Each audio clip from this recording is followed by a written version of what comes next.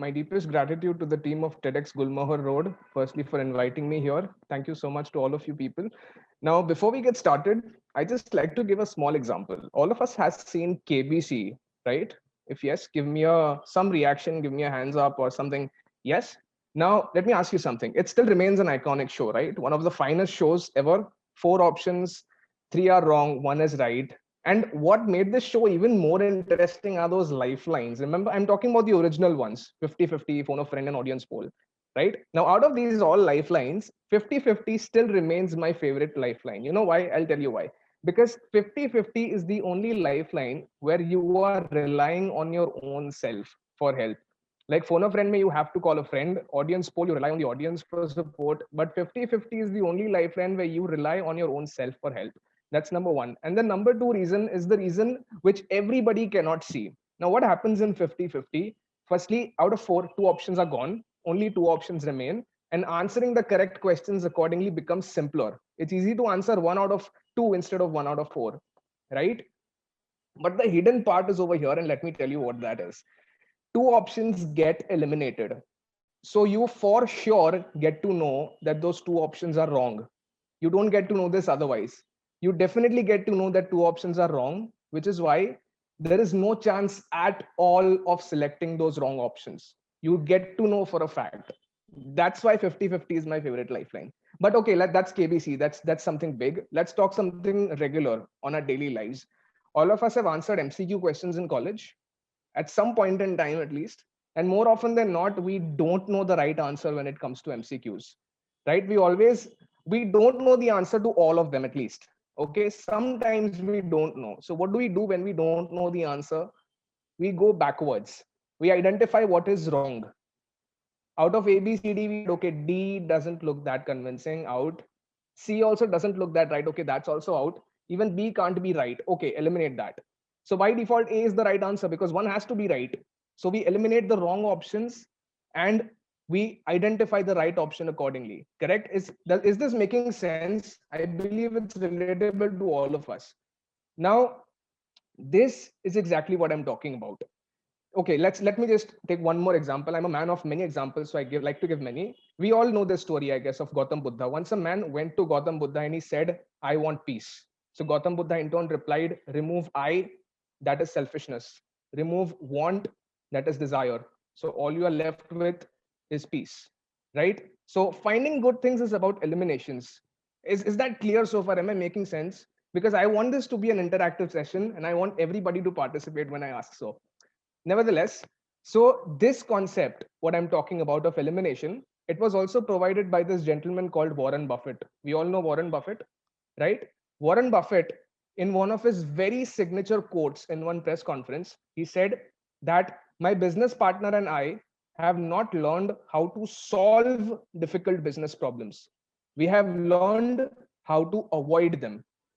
We have learned how to avoid them, and you don't have to be a genius to do that. And Warren Buffett's business partner, Mr. Charlie Munger, he also commented to that it is remarkable how much long-term advantage people like us have gotten by trying to consistently not being stupid instead of trying to be intelligent. So the idea is to consistently not be stupid instead of being intelligent all the time. You know, this very phenomenon I talked about, MCQ, KBC, Gautam Budh, and now Warren Buffett and his partner. This is called the negative art of the good life. It's about finding what we don't like, so what we like becomes apparently clearer. Let me say this now. You might ask, Ujjwal, how do we do this? I mean, these things are big things, but how do we focus on it in daily life? Simple. It's very simple. I'm a man of simplicity. I like simple things to the core. It's just five things. Number one, identify the people who you don't want in life. Identify the relationships which you don't want to keep in your life. Identify the kind of food which you don't want to eat in your life. Identify the places which you don't want to visit in your life, and identify the kind of work, the kind of jobs which you don't want to do in your life. Is it clearer? Because we are surrounded with so many options. Netflix pay, we can't decide what to watch. When we go somewhere, we can't decide what to buy. So it's about time we realize what we don't want to do. So what we want to do starts getting clearer. That's my point number one about perspectivity, as your theme resonates. But now You know what I feel, that despite having so much clarity in life, okay, chalo, we applied that, but still people find themselves struggling and stuck. That too all the time. You know why? I'll tell you why. One major reason why people are so stuck and so upset all the time is because they don't have the correct definition of success. I mean, if I ask someone, what is your definition of success? What does success mean to you? They will probably reiterate somebody else's definition of success. Am I making sense? If yes, give me a thumbs up or say something, because it's like I'm talking to a wall and I don't want to do that, right? So it's about having a misplaced definition of success, because I feel that success is a very subjective concept. What might be success for you might not be success for somebody else. What might be success for me might not be the definition of success for my own parents, and that's fine. That's okay. That is why exactly that I have read somewhere that different people and different societies have different definitions of success. And I'll take it a step further. I feel not just people and not just societies, but I feel the definition of success, it kind of varies in different time periods as well.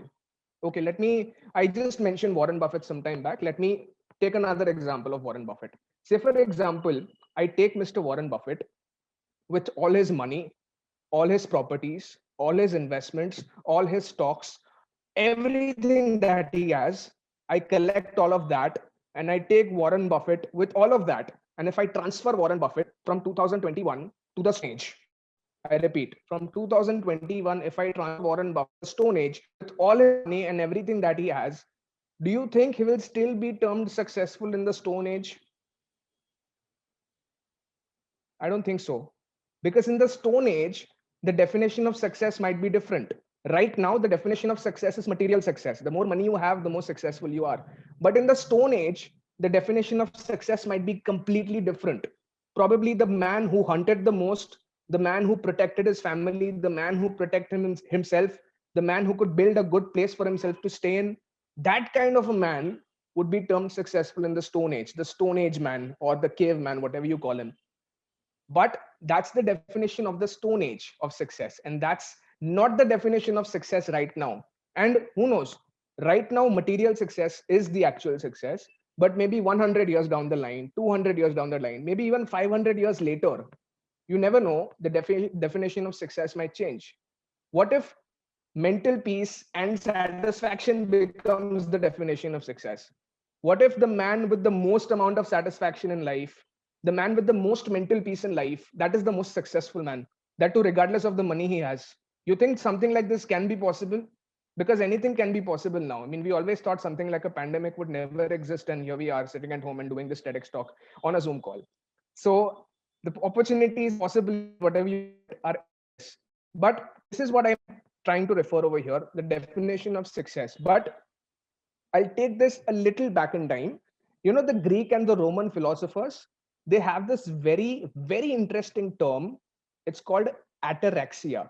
Ataraxia. Now, simply speaking, this term means tranquility of the soul. I'll be a little simpler. Okay, this means that success means calmness.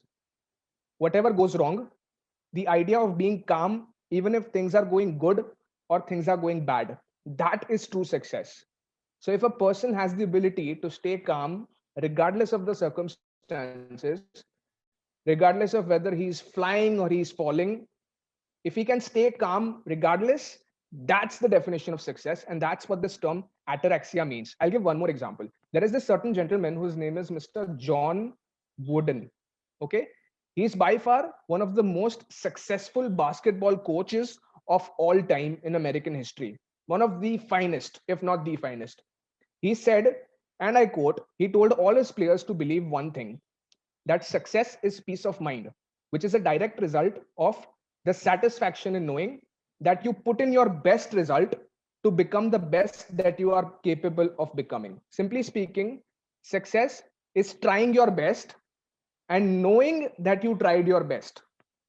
Matlab, if I want to define my success, I can say that I tried my best to do something and I know that I tried my best to do it. That's what true success is. So, okay, again, you might say, Ujjwal, yeah, these are very big things and these are beyond my understanding and I don't understand anything tell me something very simply that what should I do? Tell me just that. That's exactly what I'll say now. There are 4 simple steps which you need to understand if you want to practice this kind of success daily. Are you interested? If yes, give me a thumbs up or give me something so that I can reveal what these 4 simple steps are. Should I say? Great. Fine. So every evening before going to bed, ask yourself just 4 simple questions. 4 simple questions. Number 1, when did I let my day be poisoned by a toxic emotion? Matlab, throughout the day, was there any event, any negative emotion which I felt, and because of that, my day got ruined? That's number 1. Number 2, what things beyond my control which I let upset me? Matlab, if there is anything which was not in my control, was I bothered because of that? Number 3, when exactly did I fail today?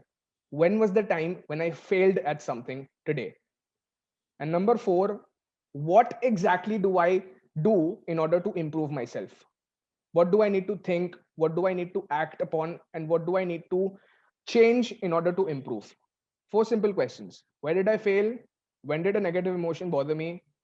When did I be upset by something beyond my control? And what do I need to improve?